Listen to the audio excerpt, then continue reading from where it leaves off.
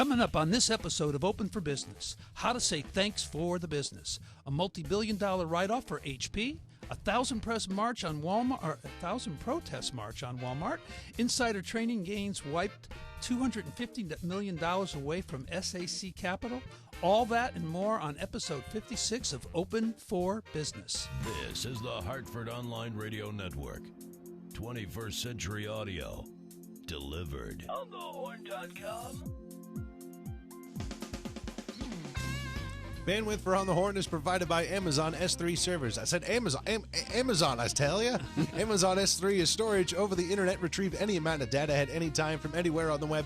Highly scalable, reliable, secure, fast, and inexpensive. All from a name you trust, Amazon. For more information about Amazon S3 storage, visit aws.amazon.com. A big show coming up, a great show for this Thanksgiving week. How to say thank you to your clients and your customers and maybe your centers of influence. All that is coming up on Great Ideas. But first, we got some hot potato news. The first one, oh my goodness, it's Hewlett-Packard. What's going on over there? Meg Whitman is not a happy camper this week. She just has nothing to say thank you for because they did a purchase of the Bill Gates of Great Britain, guy who founded a company called Autonomy. Mm-hmm. And according to HP, he and his management team lied in all of the due diligence and the reporting. And they are taking an $8.8 billion write-off on an $11 billion acquisition less than 12 months after buying it.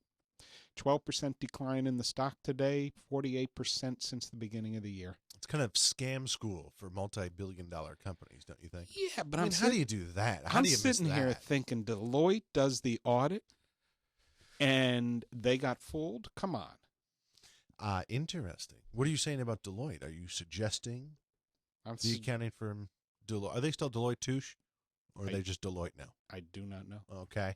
Good to know. I just think Deloitte had to be stupid. How does probably the top accounting firm, if not PwC, 1-2, how do they miss that? It could now be Deloitte Touche. Yes, well done. Deloitte in the tush. Exactly. Did they send in the B team, the C team, the D team? I do not know. Exactly. How do you miss those kinds of mistakes? And the worst part for HP is this follows up the $11 billion write-off they took on the acquisition of EDS prior to Meg Whitman's arrival. So, I mean, their last two acquisitions, they're writing off almost $20 billion. Not so good. And they're dumping out of, like, tablet markets, and tablet markets now seem to be on fire with the Surface. I don't know. So is the next song she hear, na, na, na, na. Yeah. Goodbye, baby. Right, exactly. I don't know if it's really going to be her, but who Someone's knows? going bye-bye. Something you will not miss is 1,000 protests at Walmart stores. Black Friday is truly going to be black for Walmart. There is Walmart, you all know, is a non-union shop. People have tried to get in there. Unions, the commercial workers union has tried to get in there. Hasn't worked. And there is an ad hoc organization that came together called Our Walmart, O-U-R Walmart, which is the Organization United for Respect at Walmart. And what they are staging is protest at 1,000 of the 4,500 Walmart stores on Black Friday. Now, Walmart is taking it seriously enough that they've asked the National Labor Relations Board to step in and stop the protests. Everybody... What is the National Labor Relations Board? Is that a government? Yeah, it's a government entity that basically mediates and negotiates union conflicts. Okay. And Walmart, being non-union, is still asking the NLRB to step in. And the investment community is saying, don't worry about it, it's nothing. Walmart's management is saying it's not going to impact us. Come buy all the TVs you want on Friday. Yet they go to the NLRB. So we'll see on Friday how bad it's going to be at 1,000 of the 4,500 stores. And what I don't understand is the protest, because all you're going to do is scare consumers. Correct. Why does the organization United for Respect, why are they going to disrespect customers? That's a great question. I have no idea. That's an excellent question. Well, thank Really you. is. That's what I'm here for. Ask the good questions and have none of the good answers. I have a feeling That's that why. they didn't think it that thoroughly through, as redundant as that came out. I just don't think that they did. They may not have. Right.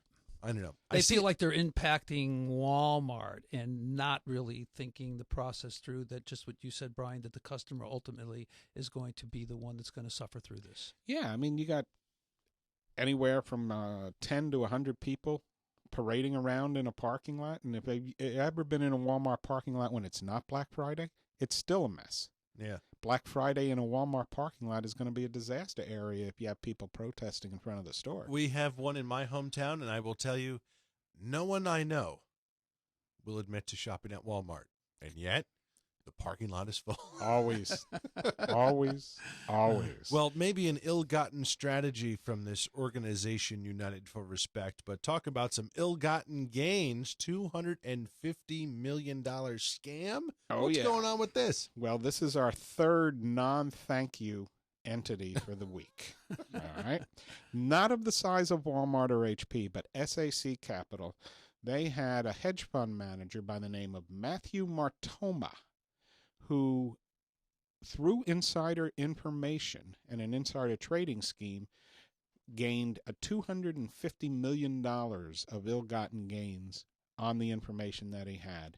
And he's been charged with trading on inside information on some drug companies and when drugs were going to be released and approved.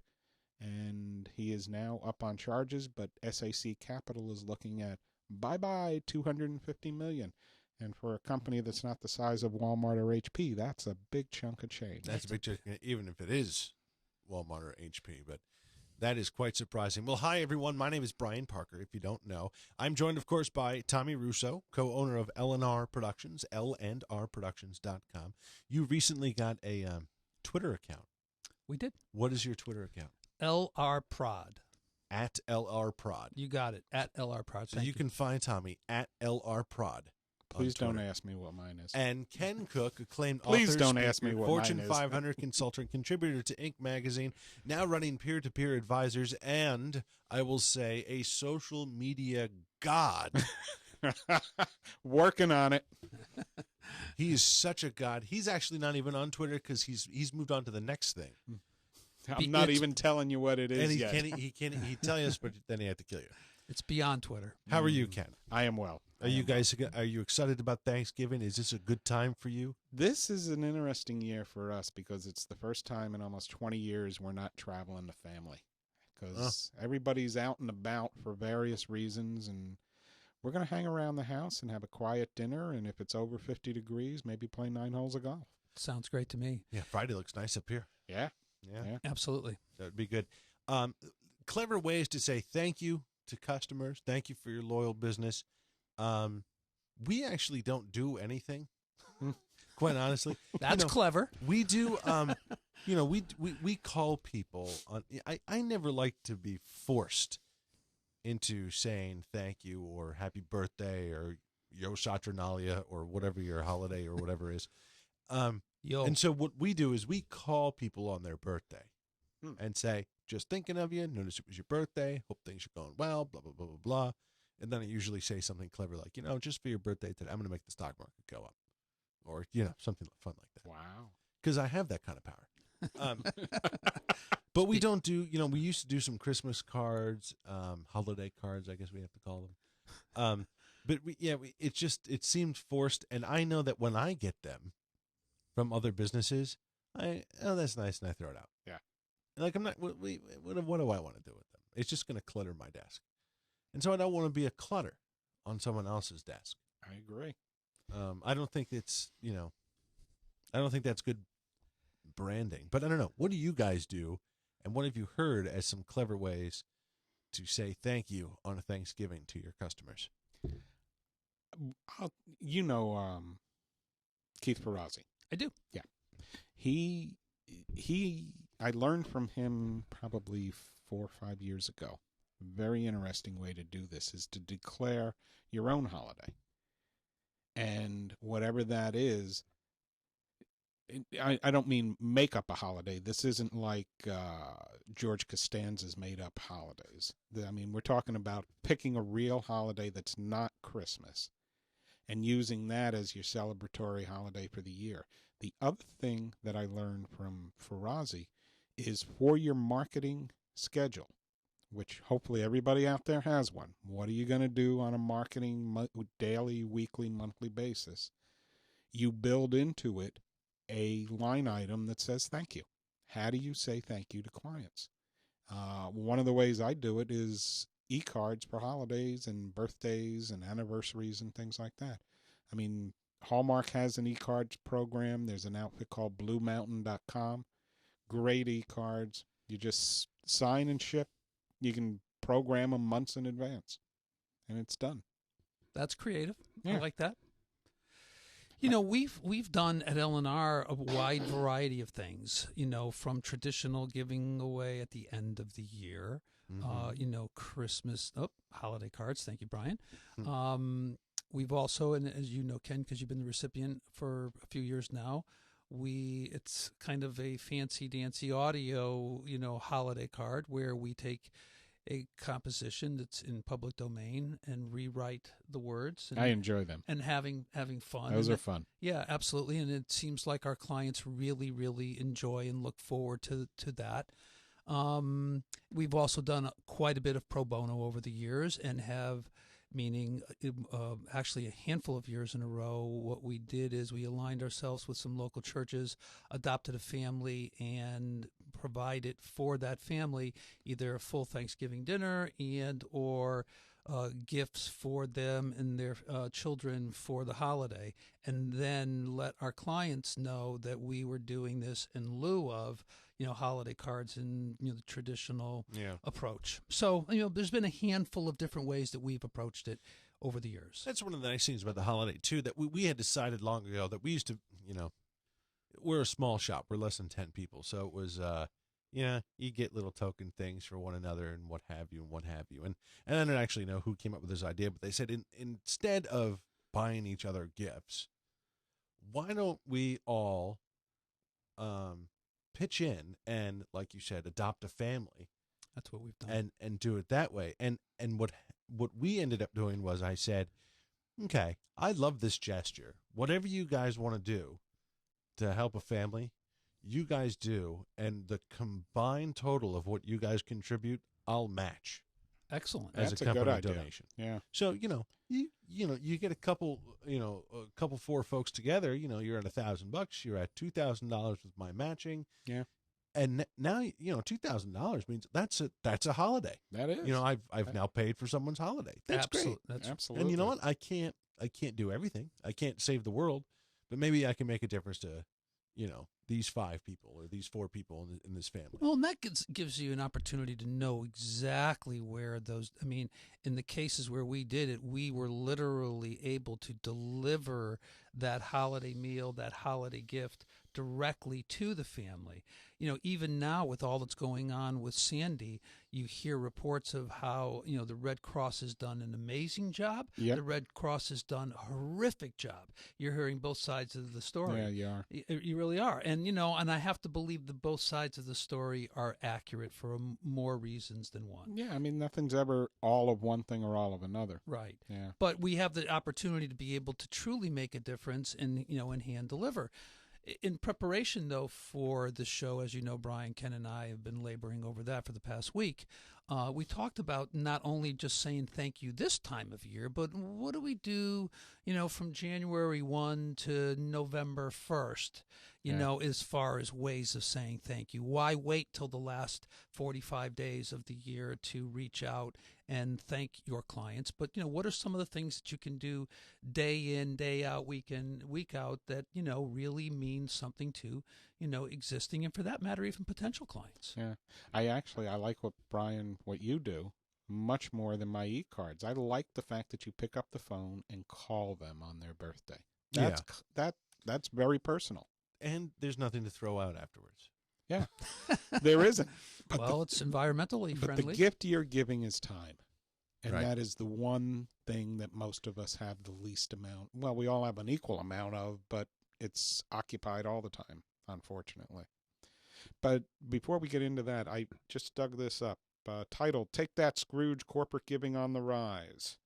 According to a recent report from American Express Open Small Business, 51% of company managers surveyed said they're shipping out presents to clients this year, an 8% increase from 2011. Whoa. Budget's still slim post-recession, but the good news is total spending on the rise. Small businesses, defined as those with less than 100 employees, are dishing out an average budget of $958 on holiday gifts, up from $827 last year.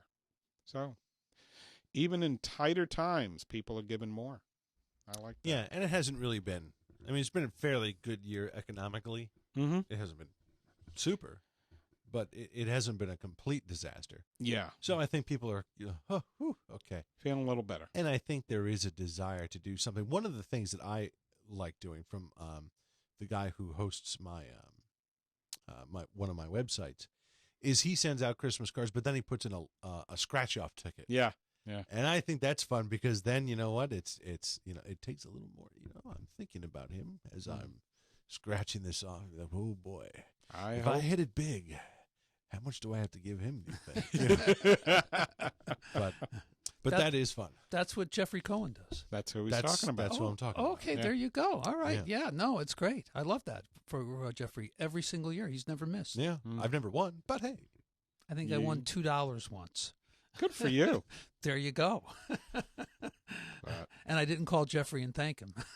Well, and why would you, really? I think the other thing, back to your point, Tom, of how do you say thank you 11 and a half months of the year instead of the last 45 days, a lot of that is what you and I have always talked about, and that's just being generous. Just finding opportunities to help. It doesn't have to be overt, hey, thank you for your business, though that is very nice to do. But it could be something as simple as making a connection for someone, finding a resource, helping them with something that they're dealing with.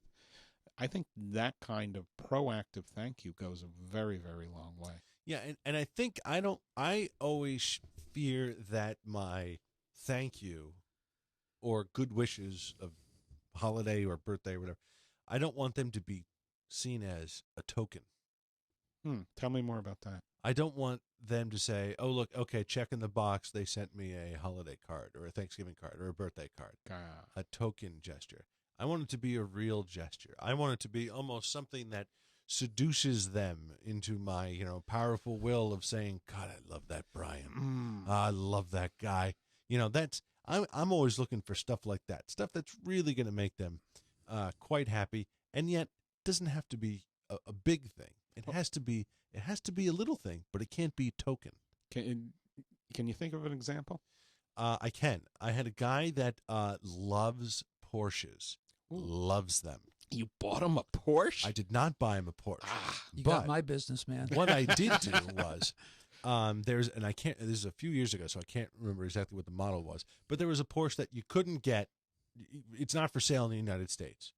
But I had another friend who had brought it over here from Germany. He bought it in somewhere in Italy, and then, he lives in Germany, and he moved it over here. I said, here's what I want to do. This guy he's a Porsche fanatic. He has a few of them already, but I know he would love to drive this. Could I have him rent this car for a weekend from you? And he said, that would be a great idea. How do we do that? So what do? My buddy said, no charge. I bought some special insurance for it, and then I let him have the car for the weekend. He was like, this is great. Oh, so that's fabulous. It was $75 for the insurance for the weekend. Big freaking deal. But instead of spending $75 on flowers, or what, now he gets to drive this Porsche. Now he has a memory. It's much more than a token. Now he has a real memory. That's brilliant. Yeah, I love it. And there's a great way of saying thank you that transcends the entire year, let alone the last 45 days. Yeah. But with that said, it inspires me to share, and I'll give, shout out to Andrea Hopston. Every year she sends out a card, but it is one of those can't wait to get it, because every single year it's a different theme that I don't know if you've ever been a recipient of one of her holiday cards, but they are absolutely outrageously well done, incredibly creative. They're just fun to receive. So it's it's a typical approach in that there's a card that's coming in the mail, but they're making it their own. They're making it their own, so it Okay. transcends that tokenism that you're talking about, and that's a really good point. What does she do? Like, there's there humor or what? It's humor all the way. It's a takeoff. There was one that was The Hobbit, another one that was Harry Potter. So the entire staff gets dressed up as the movie themes. The entire staff gets dressed, and they are. What character did Andrea play? Well, I can't remember in all of them, but I know with Gollum. You be nice, Brian. I get it. No way. You know what? She's been in here more than once. I don't get one of these holiday cards. You're dead to me. With Harry Potter, she was Harry Potter. She was Harry? You have to see the love makeup, the trouble, the photography, the post-production. They go all out. And That's creative. You look forward to it at the end. And, without, again, tooting our horn too much, we've started to do the same thing with our audio greeting card. Yeah. And people know that there's something to look forward to. Yeah. Could we make a video holiday card for people? I don't know how we. I don't think we could. Sure, we could. We could. Yeah, why not? Why not? All right. So that's a good idea. What's open for business? What's On the Horn going to do as a great thank you for all the thousands of listeners, viewers that you have? We're going to send out invoices. Now there's a thank you. Oh, that's not a good way to go. If we had a nickel for everyone that listened to this show, we'd have 10 cents. There you go. I do like your Porsche story, though, because it shows an understanding of who the person is that you're giving it to. Well, that's, and there's two ways to do that. There's one sort of the blanket gift for everyone that if you can make it unique enough, you can make that token into something a little more special, like these audio cards or the Andrea Alston, Frodo, Gollum cards. But you got to know, if you want to do the other way, do it with a particular person. Yes, very much. And I like saying thank you, not to the group. I like saying thank you to the people. I agree. It's time consuming, but it's so much more powerful. But it's really not, because you ought to be learning a lot about that person anyway. Without a doubt. Now, here's the trick. I don't know if you can do, if you're a jeweler, I'm not sure you can do this with all your clients, because you just don't have enough time to hang out with them. If you're a retail person, I'm not really sure you're going to have the ability to find out all that kind of background story of who they are and really tailor a good idea. I don't know. But put your I'm going to put my clinical analytical business hat on for a minute. If you're a jeweler, you know that if you have 1,000 customers, that there are 23 of them that make up probably 80% of your business, 90%, something like that. You have big time buyers. That's a good Those point. you get personal with. But you know what I would fear it? Well, That's let's the just A team. I was just in a jeweler actually earlier today. A good friend Lee, who owns Monarch Jewelers, free plug for him over there in Farmington. And I'm curious about what he does, and I know he has a lot of stuff that's that has the name Monarch on it, like watches or pendants or something like that. And I've seen other companies even give us like coasters with their company logo on it. And I'm like, they don't want a coaster with your company logo on it. I'd rather have one with my company logo. Exactly. Why don't you turn that around? Why don't you get my logo, put it on something, then give it to me? Now it's a gift that I'm going to remember. That's a good point, Brian. And the analogy, again, with my analytical business hat on, no disrespect to Andrea's card, because it sounds like a wonderful thing that they take a lot of time and effort with. But it basically, from a branding point of view, brands Andrea Obstin's company. Absolutely. Brian's approach, whether it is giving them something with their logo on it or renting a Porsche for a weekend, it brands Brian in terminology and thought process of the client, not of Brian's business. Agreed. So don't have your business say thank you. You say thank you. You say thank you as if it was your that's best friend, your yeah. brother, your sister. Interesting. Whomever. That's a good little, I like that little That's turn the there. takeaway from this show. Don't have your business say thank you. You say thank you, as far Yeah. as I'm concerned. Yeah. That's great. Think of the greatest gift you could give to somebody, and if it's affordable, give it to them. Yeah, and it does not have to be expensive. No, I it think- doesn't. It goes back to what you said 15, 20 minutes ago, Ken. It is all about the gift of time, and that's what you seem to have Yeah. done well, Yeah. at least with some of your clients, is stepping out of the token box and really stepping up to the plate and giving your time and energy specialized to that particular individual. There is one other thing that I used to do. This is way back when I worked at WTIC Radio. And I didn't really know a lot back then, but a success story of this was I got my name and phone number and the logo of WTIC put on Post-it notes. This is back in the late 90s when everyone was always looking for Post-it notes. Yeah. I got more compliments and thank yous on said, you know what? I need these Post-it notes. Yeah. Like I need to use them, like tissues. Like I'm always writing on them. And that worked well.